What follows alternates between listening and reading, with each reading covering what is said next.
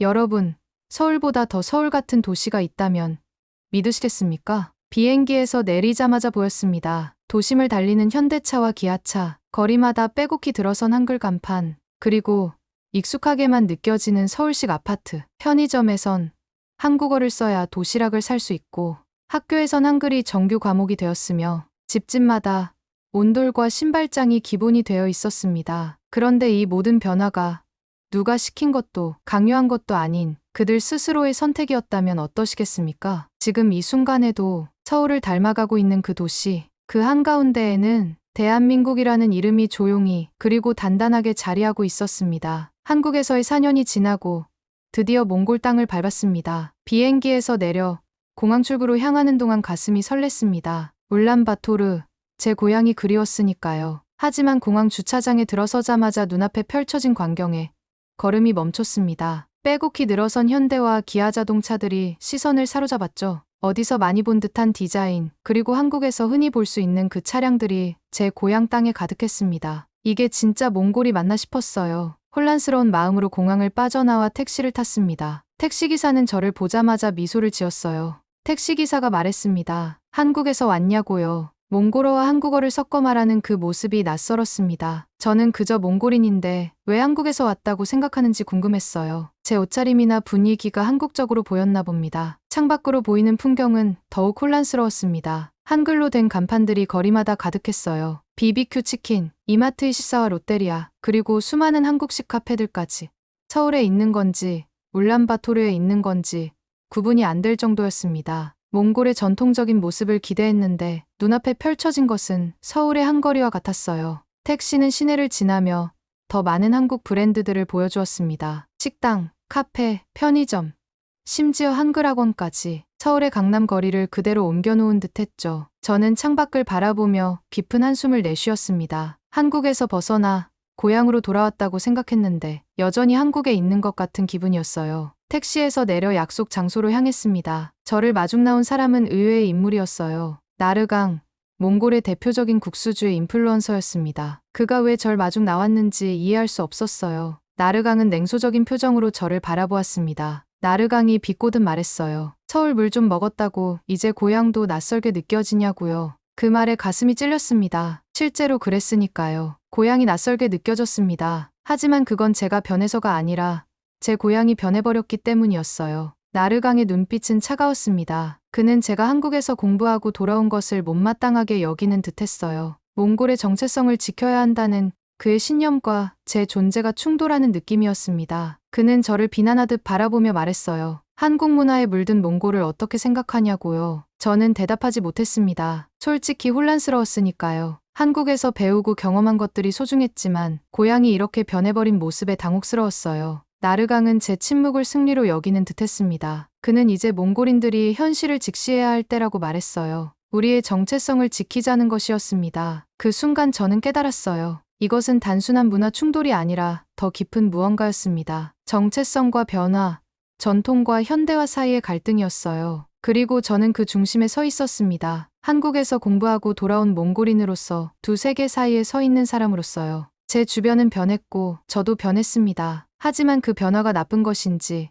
좋은 것인지 판단하기 어려웠어요. 단지 확실한 것은 이제 돌아온 이 고향이 예전의 그 고향이 아니라는 사실이었습니다. 서울보다 더 서울 같은 곳, 그것이 제가 돌아온 울란바토르의 모습이었어요. 집으로 향하는 길은 낯설의 연속이었습니다. 어릴 적 뛰어놀던 골목길은 이제 한국식 간판들로 가득했어요. 집에 도착했을 때 어머니는 반갑게 저를 맞아주셨습니다. 오랜만에 보는 어머니의 얼굴에 안도감이 밀려왔죠. 적어도 어머니만큼은 변하지 않았기를 바랐습니다. 현관문을 열고 들어서자 익숙한 집 냄새가 나를 반겼어요. 하지만 그 냄새 속에 이질적인 향이 섞여 있었습니다. 매콤하면서도 깊은 향, 한국에서 4년간 익숙해진 그 냄새였죠. 주방으로 향하자 어머니가 무언가를 끓이고 계셨습니다. 가까이 다가가 보니 김치찌개였어요. 빨갛게 끓어오르는 국물에서 김이 피어올랐습니다. 놀라움을 감추지 못하고 어머니께 물었어요. 이거 어디서 사셨냐고요. 어머니는 웃으며 대답하셨습니다. 직접 담근 거라고.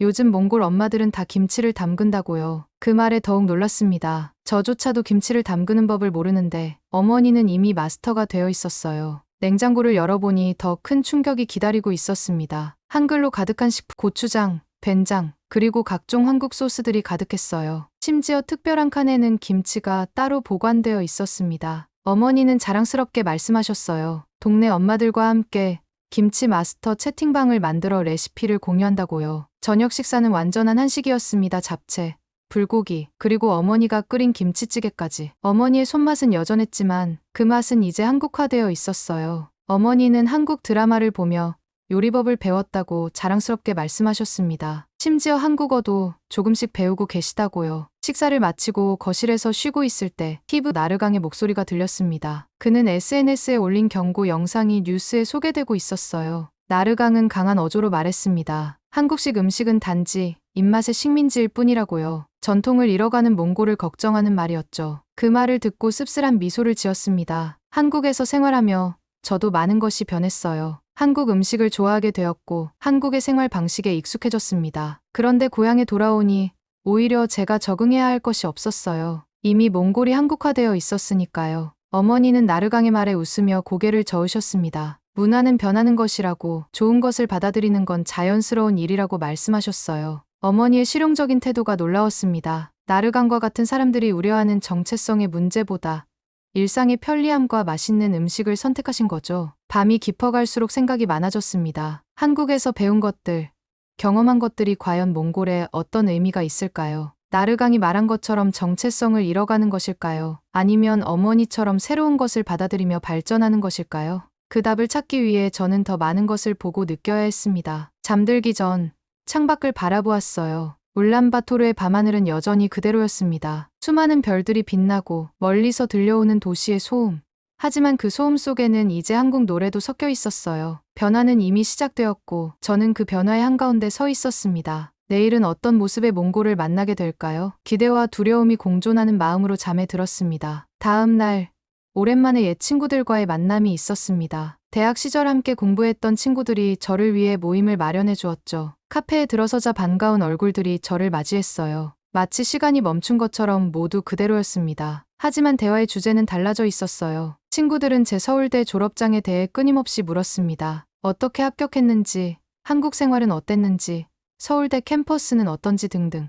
마치 제가 다른 세계에서 온 사람처럼 질문 세례를 퍼부었어요. 그들에게 서울대는 단순한 대학이 아니라 꿈의 대상이었습니다. 한 친구가 자랑스럽게 말했습니다. 이제 몽골에서 서울대 졸업장은 확실한 성공의 티켓이라고요. 취업도 쉽고 사회적 지위도 높아진다고 했죠. 그 말을 들으며 복잡한 감정이 들었습니다. 제가 공부한 내용보다 그저 서울대라는 간판이 더 중요해진 것 같았어요. 분위기가 고조되던 그때 카페 문이 열리고 나르강이 들어왔습니다. 그가 여기 올 줄은 몰랐. 친구들의 표정이 굳어졌고 공기가 차가워졌습니다. 나르강은 천천히 우리 테이블로 다가왔어요. 나르강이 냉소적인 목소리로 말했습니다. 서울에서 공부했다고 그렇게 대단한 거냐고요. 우리는 언제부터 남의 나라를 따라야 했냐고 물었죠. 그 말에 테이블은 순식간에 조용해졌습니다. 저는 말없이 자리에서 일어났어요. 더 이상 이 자리에 있고 싶지 않았습니다. 그때 친구 에르덴이 제 손을 잡았습니다. 에르덴은 조용히 말했어요. 지금 우리에게 한국은 단순한 나라가 아니라고, 우리가 닮고 싶은 미래 그 자체라고요. 그 말에 잠시 멈춰 서서 생각했습니다. 미래라는 말이 마음에 와닿았어요. 나르강은 에르덴의 말을 듣고 씁쓸히 혼잣말을 했습니다. 그 미래란 게 정말 우리 것이 될 수 있을까 하고요. 그의 목소리에는 분노보다 슬픔이 묻어 있었어요. 나르강도 사실은 몽골의 미래를 걱정하고 있었던 겁니다. 다만 그 방식이 달랐을 뿐이죠. 저는 다시 자리에 앉았습니다. 이제 더 이상 도망치지 않기로 했어요. 나르강을 바라보며 물었습니다. 왜 그렇게 한국을 거부하는지,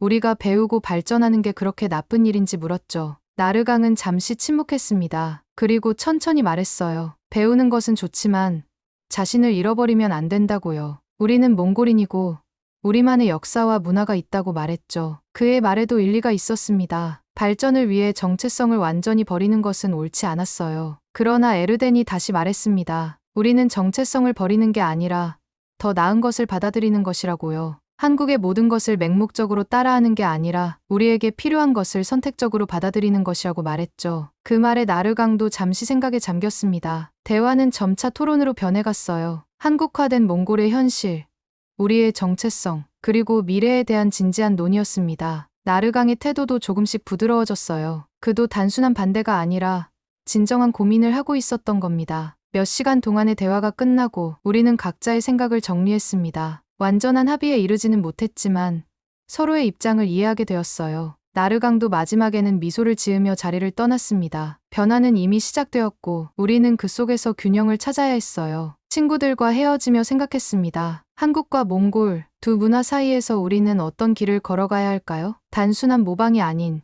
진정한 발전을 위한 방법은 무엇일까요? 그 해답을 찾기 위해 저는 더 많은 몽골의 모습을 보기로 했습니다. 다음 날 아침, 에르렌의 제안으로 전통 시장에 가기로 했습니다. 몽골의 전통과 현대가 공존하는 곳이라며 제가 꼭 봐야 할 곳이라고 했어요. 호기심을 안고 에르덴과 함께 시장으로 향했습니다. 시장 입구에 들어서자마자 놀라운 광경이 펼쳐졌어요. 한쪽에는 몽골 전통 의상과 수공예품을 파는 가게들이, 다른 쪽에는 설빈 같은 한국 프랜차이즈들이 자리 잡고 있었습니다. 두 문화가 한 공간에 공존하고 있었어요. 더 깊이 시장을 들어가며 구경했습니다. 과일 가게, 고기 가게, 생필품 가게 등 다양한 상점들이 있었어요. 놀라운 건 거의 모든 가게에 한글로 된 간판이나 가격표가 있다는 점이었습니다. 몽골어와 한글이 함께 사용되고 있었어요. 한 과일 아주머니께 다가가 물었습니다. 왜 한글로 가격표를 써놓았는지 궁금했어요. 아주머니는 웃으며 대답하셨습니다. 한글 간판을 붙이면 장사가 잘 된다고, 사람들이 더 신뢰한다고 말씀하셨어요. 그리고 한국 관광객들도 많이 오니 편리하다고 덧붙이셨습니다. 시장을 돌아다니며 다양한 상인들과 이야기를 나눴습니다. 대부분 비슷한 대답이었어요. 한국 제품은 품질이 좋고 한국식 서비스는 친절하다고 생각했습니다. 그래서 자연스럽게 한국의 방식을 받아들이게 되었다고 했죠. 한 젊은 상인은 더 구체적으로 설명해 주었어요. 그는 한국 드라마를 보며 비즈니스 아이디어를 얻는다고 했습니다. 고객 응대 방법, 제품 진열 방식, 심지어 포장 디자인까지 한국의 세련된 방식이 몽골 시장에도 변화를 가져오고 있었어요. 시장 한편에서는 누군가가 몰래 촬영하는 모습이 보였습니다. 가까이 다가가 보니 나르강이었어요. 그는 시장의 한국화 현상을 기록하고 있었습니다. 우리를 발견한 나르강은 잠시 당황했지만 이내 평정을 되찾았어요. 그때 한 시민이 나르강에게 다가갔습니다. 시민은 차분하게 말했어요. 우리는 선택했다고.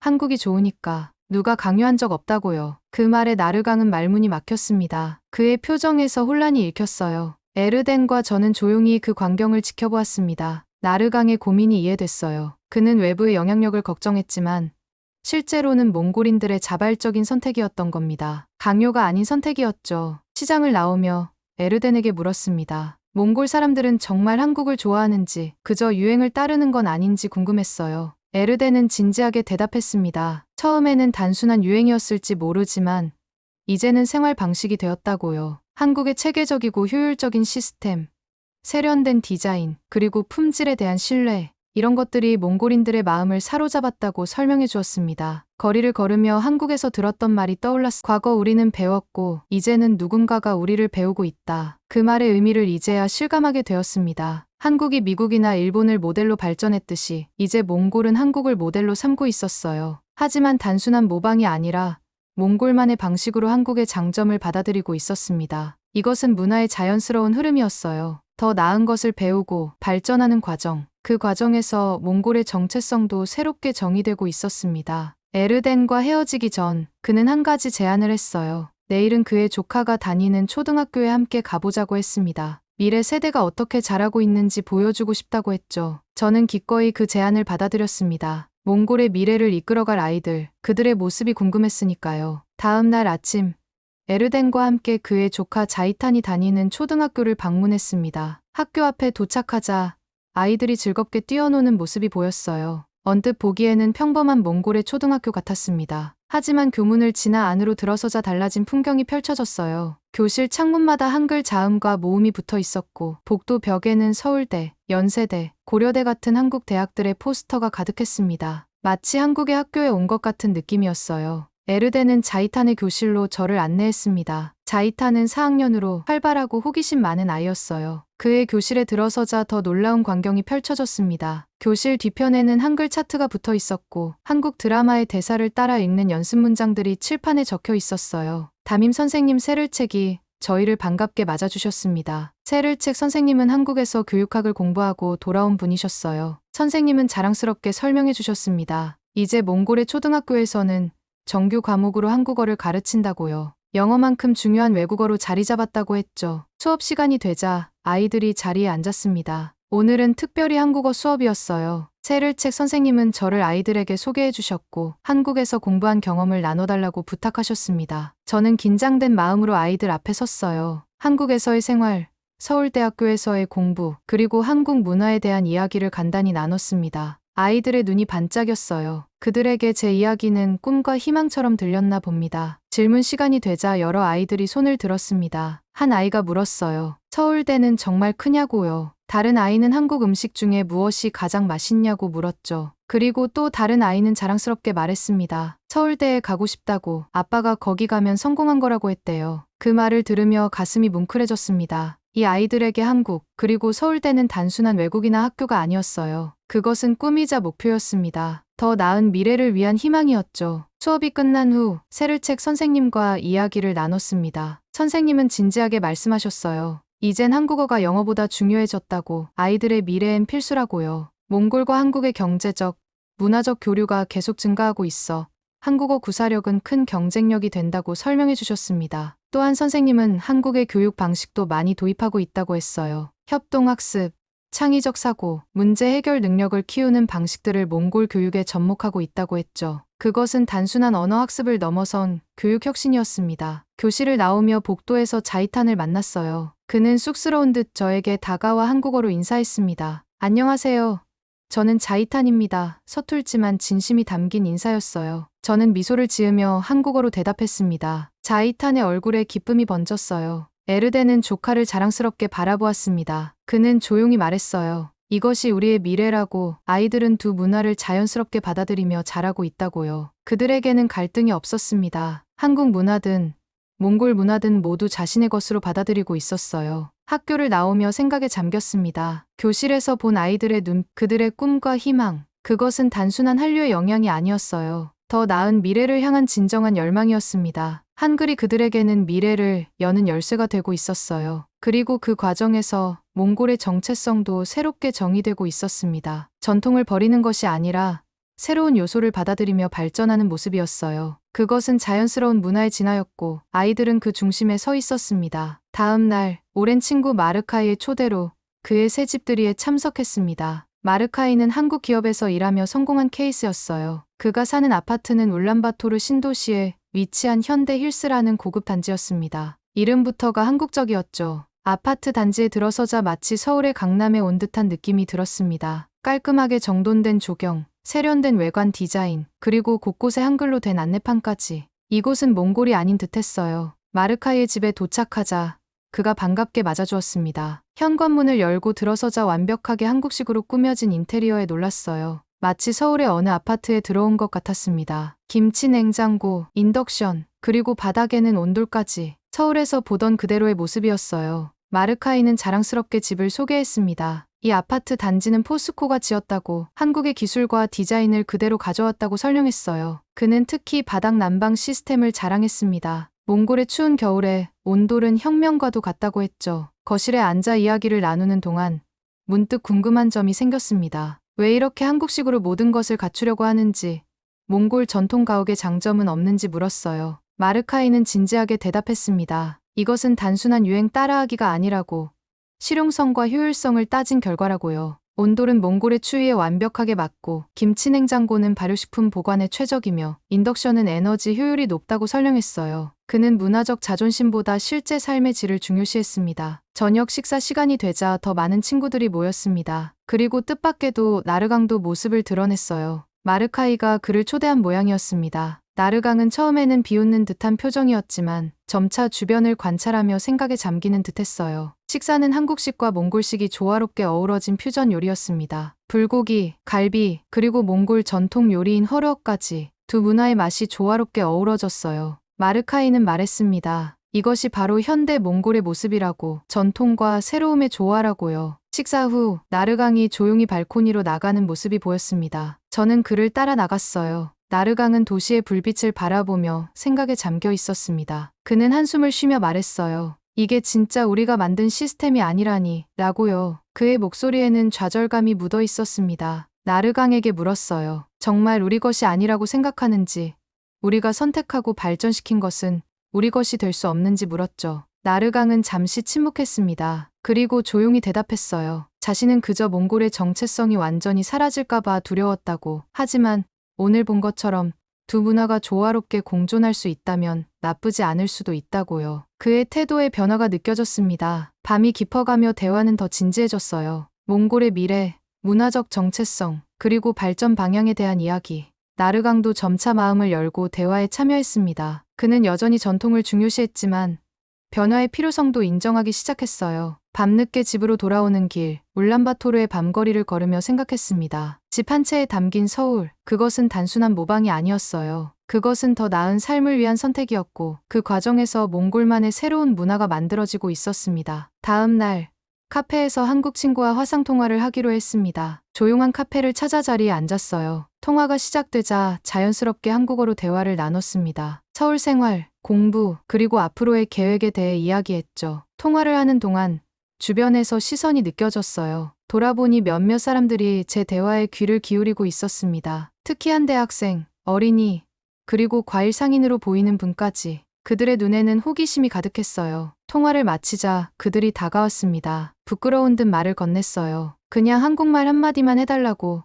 듣기만 해도 기분이 좋다고요. 그 말에 놀랐습니다. 제 한국어가 그들에게 그렇게 특별한 것인지 몰랐어. 한국어로 간단한 인사를 건네자 그들의 얼굴에 미소가 번졌습니다. 대학생은 한국 유학을 준비 중이라고 했고 어린이는 케이팝 가수가 되고 싶다고 말했어요. 과일 상인은 장사를 위해 한국어를 배우고 있다고 했죠. 그들과 이야기를 나누며 깨달았습니다. 한국어는 이제 몽골에서 단순한 외국어가 아니었어요. 그것은 미래를 위한 투자였고 더 나은 삶으로 가는 열쇠였습니다. 한글은 자산이 되어 있었어요. 카페를 나와 거리를 걷는 동안 스마트폰을 확인했습니다. SNS에는 몽골인들의 한국어 학습 열풍을 보여주는 게시물들이 가득했어요. 한글 가르쳐 주세요. 한국처럼 살고 싶어요. 같은 댓글들이 눈에 띄었습니다. 그 순간 깨달았어요. 내가 한국을 배운 게 아니라 내가 누군가의 미래가 된 거구나. 제가 배운 지식과 경험이 이제는 다른 사람들에게 희망이 되고 있었습니다. 이것은 엄청난 책임감이었어요. 거리를 걷다가 문득 방송국 건물이 눈에 들어왔습니다. 마침 나르강이 다큐멘터리를 촬영 중이라는 소식을 들었어요. 호기심에 방송국으로 들어갔습니다. 스튜디오에 들어서자 나르강과 제작진이 촬영 중이었어요. 나르강은 저를 보고 잠시 놀란 듯했지만 이내 미소를 지었습니다. 그는 저를 촬영에 초대했어요. 한국에서 공부하고 돌아온 사람의 시각이 필요하다며 인터뷰를 하자고 제안했습니다. 카메라 앞에 선 저는 솔직한 마음을 이야기했어요. 처음에는 고향의 변화에 당혹스러웠지만 이제는 그것이 자연스러운 발전의 과정임을 이해하게 되었다고요. 한국과 몽골 두 문화가 만나 새로운 것을 창조해내는 과정이라고 말했습니다. 촬영을 마치고 나오는 길에 나르강이 함께 걸었습니다. 그는 달라져 있었어요. 더 이상 적대적이지 않았고 오히려 진지한 대화를 나누고 싶어하는 듯했습니다. 다큐멘터리의 마지막 촬영이 진행 중이었습니다. 스튜디오에는 다양한 몽골 시민들이 모여 있었어요. 나르강과 저는 나란히 앉아 그들의 이야기를 들었습니다. 한 시민이 말했습니다. 한국은 이제 삶의 방식이 되었다고, 우리가 선택한 것이라고요. 다른 시민은 한국 문화를 통해 몽골도 발전할 수 있다고 믿는다고 말했어요. 그들의 눈에는 확신이 있었습니다. 촬영이 끝나고 나르강과 함께 방송국 복도를 걸었습니다. 그는 평소와 달리 조용했어요. 무언가 깊은 생각에 잠겨 있는 듯했습니다. 갑자기 나르강이 멈춰 서서 말했습니다. 타르가, 미안하다고. 그는 그저 두려웠던 거라고. 우리 것이 사라질까봐. 그런데 우리가 그만큼 강하더라고 말했어요. 그의 목소리에는 진심이 담겨 있었습니다. 나르강의 고백에 놀랐습니다. 그가 그동안 진정으로 걱정했던 것은 몽골의 정체성이었어요. 외부 문화에 휩쓸려 자신들의 전통과 가치가 완전히 사라질까봐 두려워했던 겁니다. 저는 그의 어깨에 손을 얹으며 말했어요. 나르강, 시작이 반이야. 이제 우리는 변화를 두려워하지 않고 그 속에서 우리만의 길을 찾아가면 된다고요. 전통을 지키면서도 새로운 것을 받아들이는 지혜가 필요하다고 말했습니다. 나르강은 고개를 끄덕였어요. 그리고 주머니에서 핸드폰을 꺼내 한글 자음 모음 영상을 재생했습니다. 그가 한국어를 배우기 시작했다는 사실에 미소가 지어졌어요. 함께 방송국을 나오며 나르강은 자신의 계획을 이야기했습니다. 이제는 단순히 반대하는 것이 아니라 어떻게 두 문화를 조화롭게 발전시킬 수 있을지 고민하고 싶다고 했어요. 그는 진정한 애국자로서 몽골의 더 나은 미래를 위해 일하고 싶다고 말했습니다. 거리를 걸으며 나르강과 많은 이야기를 나눴습니다. 한국에서의 경험, 몽골의 변화, 그리고 앞으로의 가능성에 대해 우리는 서로 다른 시각을 가지고 있었지만 같은 목표를 향해 가고 있었어요. 더 나은 몽골을 만드는 것이었습니다. 해가 저물어갈 무렵 우리는 도시의 전망대에 올랐습니다. 울란바토르 시내가 한눈에 내려다 보였어요. 점점 어두워지는 하늘 아래 도시의 불빛이 하나둘 켜지기 시작했습니다. 그 중에는 한글로 된 간판들의 빛도 있었어요. 멀리서 아이들의 노랫소리가 들려왔습니다. 안녕하세요. 저는 자이탄입니다. 김치 좋아합니다. 조카 자이탄과 친구들이 놀이터에서 부르는 노래였어요. 그 순수한 목소리에 미소가 지어졌습니다. 나르강도 그 소리를 듣고 웃었습니다. 그는 말했어요. 결국 우리의 미래는 저 아이들이라고, 그들이 만들어갈 새로운 몽골이 기대된다고요. 저도 동의했습니다. 아이들은 갈등 없이 두 문화를 자연스럽게 받아들이고 있었으니까요. 전망대에서 내려오며 생각했습니다. 한국은 누가 심어준 것이 아니라 몽골 사람들이 자발적으로 선택한 기준이 되었어요. 그리고 이제 한국은 누군가의 미래가 된 이름이었습니다. 대한민국이라는 이름은 이제 희망과 발전의 상징이 되어 있었어요. 귀국 비행기를 타기 전날 밤, 창밖을 바라보았습니다. 울란바토르의 밤하늘은 여전히 그대로였어요. 수많은 별들이 빛나고 그 아래로 한글 간판들의 불빛이 반짝였습니다. 이것이 바로 새로운 몽골의 모습이었어요. 전통과 현대가 공존하는, 과거와 미래가 함께하는 나라, 서울보다 더 서울 같은 나라, 그러면서도 여전히 몽골다운 나라. 한국으로 돌아가면 이 경험을 어떻게 나눌지 생각했습니다. 한국 친구들에게 몽골의 변화를 이야기하고 한국 문화가 얼마나 큰 영향을 미치고 있는지 전할 생각이었어요. 그들도 분명 놀랄 것입니다. 자신들의 문화가 다른 나라의 미래가 되고 있다는 사실에. 그리고 저 자신도 변했습니다. 이제 저는 단순한 유학생이 아니라 두 문화를 잇는 다리가 되었어요. 한국에서 배운 것을 몽골에 전하고 몽골의 이야기를 한국에 전하는 역할. 그것이 제가 앞으로 해야 할 일이라고 생각했습니다. 밤하늘의 별을 바라보며 미소 지었습니다. 이것이 바로 문화의 아름다움이에요. 서로 영향을 주고받으며 함께 성장하는 것. 몽골과 한국, 두 나라는 이제 더 가까워졌고 그 속에서 새로운 이야기가 시작되고 있었습니다.